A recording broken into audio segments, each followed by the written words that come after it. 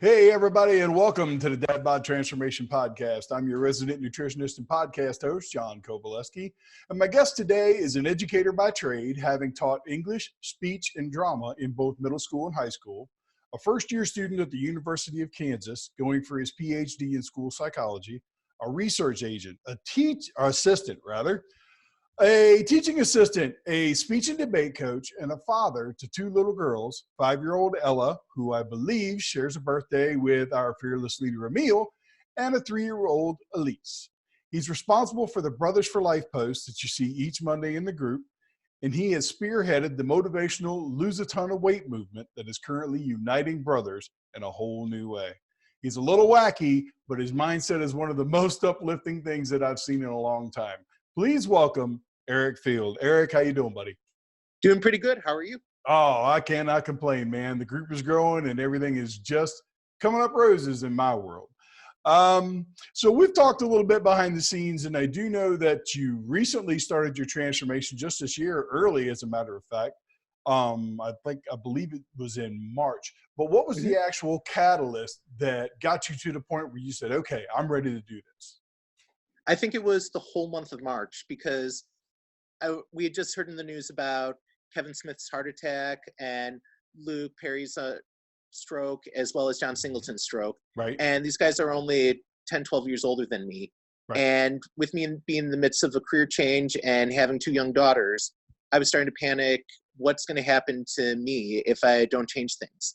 Right. And then when I went for my visit to University of Kansas, it was a total eye-opener for me because we're built on the site of Mount Oread, and the entire campus is on a hill. There was a lot of climbing, a lot of stairs, and I was just very winded just going on the tour. Yeah, I actually saw the post of the one set of steps that you have to climb. That was pretty awesome. That's a good cardio workout.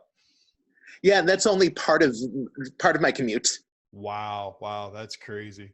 That is absolutely crazy. So seeing all that, so basically it was something that happened that triggered it. Okay, it was whether it was events in your own life or events in current events, things like that.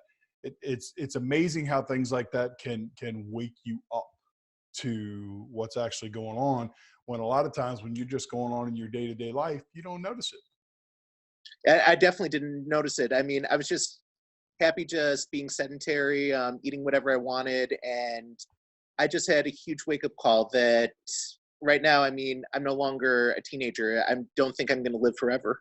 Right. Absolutely.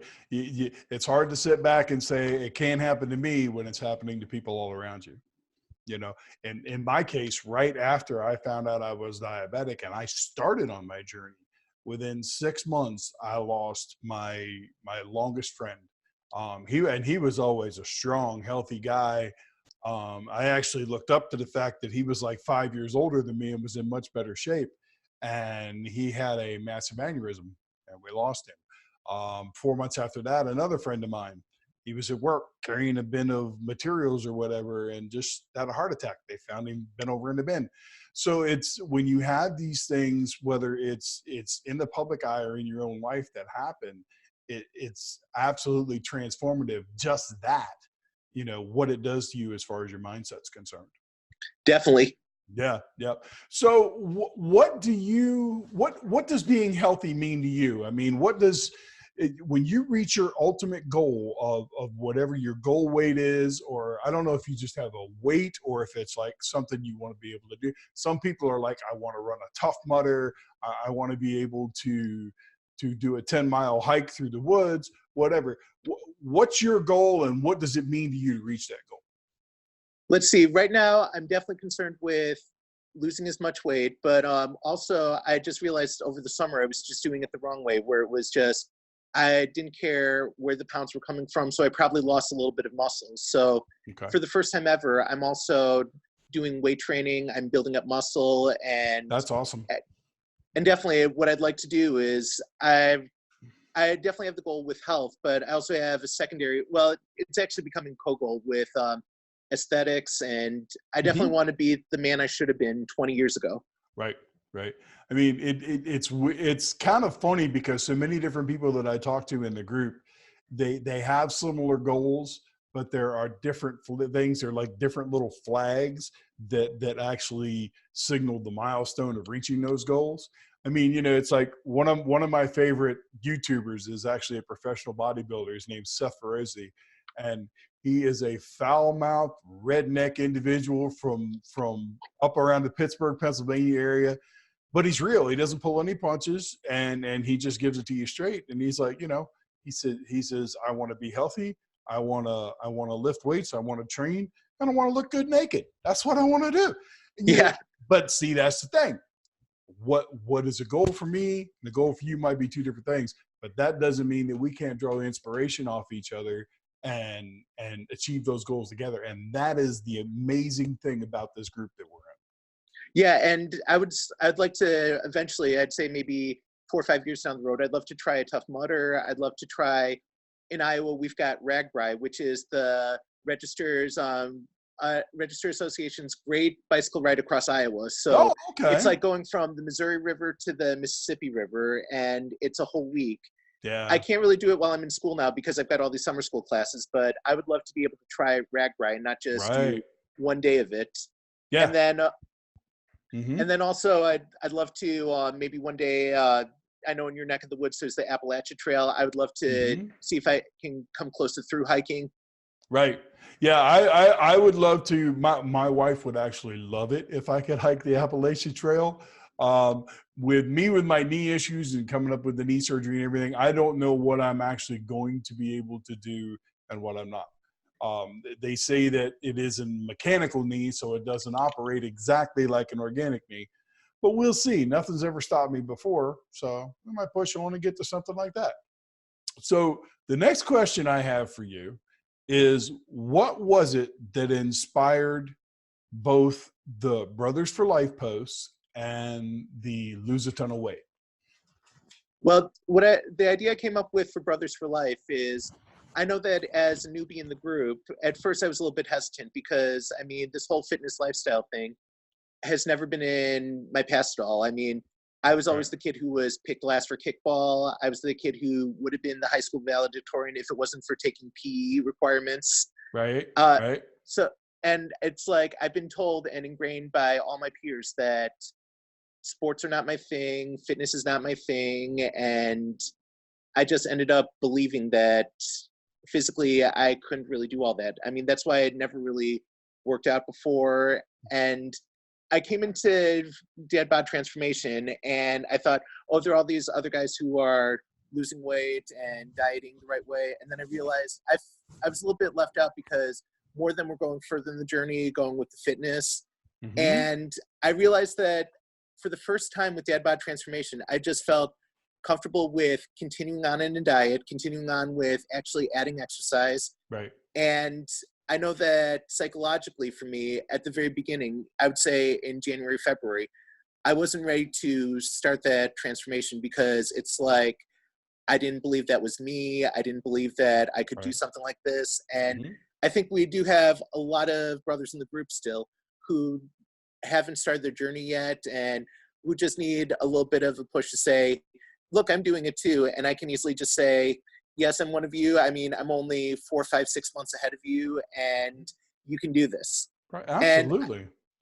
And the thing though is I know that I still have a little bit of that credibility because I'm still obese. I'm still halfway through the journey and I still have a long way to go. And I know that we have a lot of great supporters from all the coaches, from the ones who have already made their transformations. But at the same time, with us, we have this little bit of, I don't know if I can do that. I don't know if I can actually be like you in a year, 2 years. Sometimes I look at some of the brothers and I think I can't be like you in 5, 10 years. Right. Right. I hear. Well, see, and that's the thing. One of the things that I've come to realize, and I try to focus on when I'm working with people, is I myself, now I was always, even though at one point I was 400 pounds and I was extremely obese, I was always a big guy. I was 6'2" plus. I was always real strong. So, you know, that aspect of going in the gym didn't bother me. But when the time came that I was going to get a membership and go to the gym, it's like I went in there, and some of the guys that were in there and were running about 8% body fat, and they're jacked all the hell and back. And, you know, it's an intimidating thing, even for somebody like me. But the mindset that I took on was, I don't want to be just like them. I want to be the best me. Okay. I want to be the best me that will create an environment for my health that's going to keep me around for my family as long as possible. Okay. I read early on in my journey that the more lean muscle mass you have, the better your body is at burning fat, the better your body is at burning the fuel that you put in it. And with me being a type 2 diabetic, I wanted to turn my body into an efficient fuel burning machine. So that's why I started resistance training. And you'll find as you get into it yourself, there have been hundreds and hundreds of studies that have gone through. Matt Griffiths is the science nerd, so I'm sure you could ask him about this. Mhm. But the EPOC effect, which is exercise post oxygen consumption, I believe, the effect of that response in the body, which basically means the amount of oxygen that your body burns when you stop exercising. The EPOC effect lasts for about 30 to 60 minutes after you're done with cardio, but it lasts for hours after you're done with resistance training. So it's a big deal as far as, you know, working towards your goals and trying to lose weight and burn body fat. So, and you'll find that out. Yeah, and the thing is, for the past 2 months, I've just been doing weight training, and it's already become part of my life. I mean, I was doing my pre-doctoral year at Valparaiso University, and I used grad school as my excuse not to work out. Right. And now it's kind of like I've actually built in my schedule now that I'm at University of Kansas.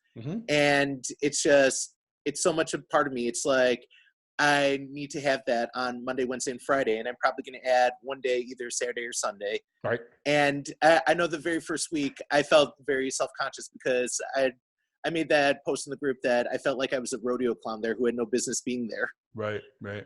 And that's not uncommon. It's not uncommon at all.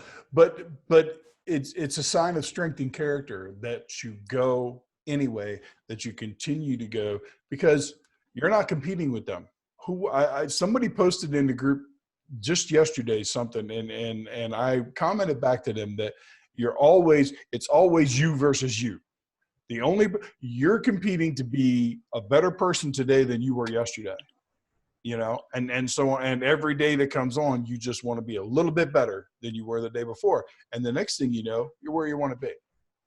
Yeah. And that's exactly how I started taking it week 3, week 4, week 5, where it was just, I didn't really pay attention to what anyone else around me was doing. And all of a sudden I had that mindset with, if I'm not paying attention to what they're doing, they're probably not paying attention to what I'm doing. So I became a lot less self-conscious. Yeah, they are. As a matter of fact, most of the time, me personally, and I'm sure a lot of the guys in the group will attest to it, when I go to the gym, I've got my headphones on. I've got the harder the better. I want to listen to metal music while I'm in the gym, but that's me. And I get in this mindset, and it's to the point that even people that know me won't even come up and approach me. They're like, you know, he looks like he's about to rip somebody's head off. And it's not that. It's just a matter of me focusing on what it is that I'm trying to do and blocking out everything else that's there. Because there are plenty of distractions in the gym. I mean, there are conversations and all these other things going on. And it's real easy to get distracted. I don't go in there and talk to anybody. I work out alone. I don't work out with people, just for that reason. Me too. Yep. That's awesome. That's awesome. So, okay. So we have how many people do we have in the lose a ton of weight right now? It's over 60, isn't it? Yes, we've got 60. Oh, that's awesome. That's awesome. And things are going good. We still have a few that need to get Gmail accounts. Is that right? That's correct, because since we're using a Google spreadsheet, right, I'm still trying to tell everybody, and everyone's still sending me AOL addresses. They're sending me Hotmail, and I said right. Gmail. Oh, I lost your video there, buddy. There you are. Yep. Okay. Well, let's put it like this then. Okay. There are some people that are set in their ways and they don't want to mess around. They've got one email account and they don't want to mess around with another one. I know one of my family members has an AOL account and she's had it since the dial-up days, and that's the only email account she'll use. by all means, guys, if you want to be a part of this, but you don't want to get a Gmail address, it's not that big a deal. Email your weekly stats or messages in the group, either to Eric or myself or any of the other moderators, and we'll get them put on the list for you. Because the bottom line to all this is that it's motivational for everybody to work together. And while competitions are good, I personally think that this aspect, the way we're going about doing it, it's a group effort. I would love to set something up sometime where we worked with another big group on Facebook to say, okay, we're going to lose X amount of weight before you lose X amount of weight. Stuff like that.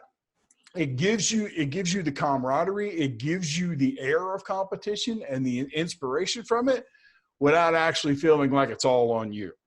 Oh yeah, definitely. And that was the thing that I like about this time versus past dad bod transformation contests, because the last one that happened, I was thinking I probably don't have a chance of competing. And exactly. And this way, it's not about who has the best transformation. It's what is my part in the most amazing transformation. Yeah, absolutely. It's just like being, being a part of a sports team. Everybody contributes. It doesn't matter. One person might make a mistake. Like last week we had several brothers that gained weight. I know I myself lost 11 pounds. Now, granted, I switched back to hardcore keto, and I'm sure about 8 of that was water weight. But, but I lost 11 pounds, and, some guys lost more, some guys lost less, but we all contributed to the goal, and that's what it's all about. Mm-hmm. So, okay. The final question that I have for you is this. If you had the power to instantly make a global impact on health and fitness for dad bods today, for the dads out there, if you could change something for them across the world, what would it be? I think it would be trying to do what I'm doing with Brothers for Life on a larger scale, and just being that, hey, I know that the first couple steps are just really hard, they're really intimidating, but we're in this together and we can do this. And that's one of the things I talk about with Brothers for Life, is that I'm hoping that someone can take over for me when I'm not obese anymore, when I'm not overweight anymore, because I won't have that credibility. I would say that there are going to be some overweight brothers who are joining the group in 8 months, and it'll be like, well, why should I listen to him? Right now, I mean, I'm still overweight, and I still can have that credibility with, like, I'm only 4, 5, 6 months ahead of you. I mean, you can easily do this too. And I wouldn't have that credibility where I'd be saying, oh, I did this a year, 2 years ahead of you. Because, I mean, I've even talked with some of the ones who are a year, 2 years ahead of me, and I'm like, I can't be there. Well, it's hard to imagine yourself there, but here's the thing. Your story 2 years from now, okay, when you have, let's say in 2 years, you've reached your transformation goal, okay? In those 2 years, I feel that your story will be just as inspiring as it is right now. Does that make sense? I mean, you are because you will have made the journey, you will have stumbled over the stumbling blocks, you'll have had the bad days where you've fallen off the wagon, or you didn't feel like going to the gym or whatever. You will have had all that, but yet you will have walked the walk, talked the talk, and made it through. And to me, that is just as inspiring as being the guy that's going through the process with them. Does that make any sense? It does. And actually, though, I don't know if this will make me like an orange out of all these apples, but one of the things about me is in terms of falling off the wagon or skipping days, I'm just very consistent. With the falling off the wagon in terms of eating, it's like when I started my diet, I did the cruise control diet, which I mean, it's kind of like a combination of lax version of keto, a little bit of carb cycling, and 16/8 intermittent fasting. And after 4 weeks on the diet, I lost all my cravings for bread, sugars. I still have them, but it's not like I was an addict with them. I mean, when I did Weight Watchers, I still felt good with cheating, and it just really didn't stick with me. Now, after cruise control, I'm sustaining. I could probably change to any diet, and Mm-hmm. the changes are lasting with me. Yep. That is so important. Everybody that I work with in my nutrition coaching, I am 100% geared to make lifestyle changes for you. I don't want to just give you a diet. I just started working with a client the other day, and he's like, "You mean to tell me that you're not just going to tell me what to eat on Monday, what to eat on Tuesday, and give me a grocery list?" Hell no, that's not what I'm going to do. I want to know on Friday night when you're sitting around watching TV with your wife and children, why did you sit there and eat a pint of ice cream? Okay. I don't want to just know what you ate. I want to know why you did it. Because here's the thing. If I just tell you, no, you can't have ice cream, okay? While I'm sitting there telling you no, you won't eat the ice cream. But as soon as I'm not, as soon as you get off that diet, as soon as you try to go back to quote unquote a normal life, nothing changed. Nothing changed. You put a Band-Aid on a disease and you didn't cure the disease. And that's the bottom line to it all. And it's the same thing with working out in the gym. It's a mindset. It's a lifestyle change. I'm to the point now in my life where if I can't, like I'm going nuts most of the time right now because I'm used to training 5-6 days a week. And I'm only able to go to the gym between 2 and 3 days a week with the issues with my knees. So it's like driving me absolutely insane because for years, for the last 5 or 6 years especially, it's been 5 or 6 days a week, 2 hours a day, plus doing cardio, plus doing sauna, and it was everything else got scheduled in too, but that was a must. It had to happen. And it was, I've talked a lot with a lot of different people about it being an obsession. And for me, it is an obsession. It's not an unhealthy one, because I'm obsessed with becoming healthier, but it works better for me if I'm totally obsessed with it. If it's one of those things that, just like breathing, it's something I have to do. And that's what the 3 days a week has done for me. It's soon going to be 4 days a week. That's awesome. That's definitely a change because I was like, okay, I hope I can sustain 3. And now I'm saying, let me try 4. Mm-hmm. Yep. When something happens and you can't hit the gym but once or twice in a week and it bothers you that you couldn't, then you know that lifestyle change has settled in. And that's a good thing. It's not something to worry about at all. Some people are like, oh, I'm being too hard on myself. Bullshit. Absolute bullshit. Because it was real easy to get out of shape. It was real easy to put on weight. Anybody could put on weight. Definitely. I've put on 40 pounds since April, since all this stuff has started happening with my legs. And it's because of, even though I try to watch my diet as much as possible, I sit around and I'm feeling bad about stuff. I do dumb things. I'm only human. I'm an educated man. I know that I shouldn't eat this type of stuff, but I'm a human being and I make mistakes just like all the other brothers out here in the group. And it's don't kick yourself in the ass over them. Recognize the fact that you did it, understand why, and move on. Yeah, I've made 20 years of mistakes. And right now I'm just like, I've figured, okay, I've made my share of mistakes. Now I'm ready to move forward. That's awesome. That is awesome. Well, Eric, I don't have anything else for you as far as questions that I wanted to ask you or whatnot. Is there anything else you want to talk about or anything you want to say to the rest of the brothers in the group? I'd say I like what Keith Faust says with stay blessed and lift heavy. That's definitely a quote, and I definitely want to credit him with that one. Mm-hmm. Absolutely. It's I'm really hoping that the lose a ton of weight thing really picks up and we start to get a bunch of people, because if you sit back and think about it, there's over 16,000 members in this group. How many of them do we see that are active? How many of them do we see that are posting on a regular basis?